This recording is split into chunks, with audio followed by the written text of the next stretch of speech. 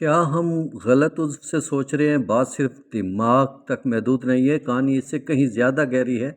जदीद साइंस ने अभी हाल ही में न्यूरोकार्डियोलॉजी दरियाफ्त की है। डॉक्टर हैरान हैं कि इंसानी दिल में भी 40,000 से ज़ायद न्यूरॉन्स हैं, यानी दिमाग के सेल्स। सियासत साइंसदान अब कह रहे हैं कि दिल सिर्फ खून पंप करने वाली मोटर नहीं, बल्कि ये सोचता है, महसूस करता है और फैसले लेता है। अब ज़रा 1400 साल पीछे मुड़कर देखें, कुरान ने दिमाग का ज़िक्र नहीं किया, बल्कि बार-बार दिल को समझने का मरकज़ कहा। अल अराफ की जो आयत नंबर 179 है, उसमें अल्लाह फरमाते हैं उनके पास दिल है, लेकिन वो उनसे समझते नहीं हैं। हमारे लिबरल दोस्त मज़ाक उड़ाते थे कि दिल तो सिर्फ़ पंप करता है, सोचता तो दिमाग है। आज वही गोरे साइंसदान बता रहे हैं कि दिल की इलेक्ट्रोमैग्नेटिक फ़ील्ड दिमाग के मुकाबले में 5000 गुना ज़्यादा ताकतवर है। जबकि आपका दिल ज़िक्र करता है या किसी के लिए नफ़रत पालता है, तो ये एक ऐसी मक़नातीसी मैग्नेट वेव छोड़ता है जो कई फुट दूर खड़े इंसान को भी मुतासिर करती है। यही वो रूहानी वाली वाईफ़ाई है जिसे मोमिन की फ़रासत कहा जाता है। अगर आप समझते हैं कि आपकी सोच सिर्फ़ हवा में गायब हो जाती है, तो जापानी साइंसदान डॉक्टर मसारो, याद रखें, हम दिमाग के साथ-साथ दिल के साथ भी सोचते हैं।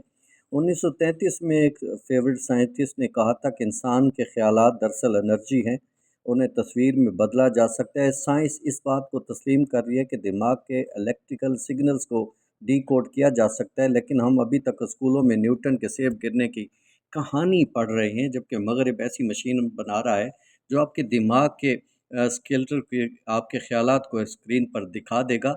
कुरान मजीद पहले ही 1400 साल पहले इस थाट टेक्नोलॉजी के बारे में कह चुका है।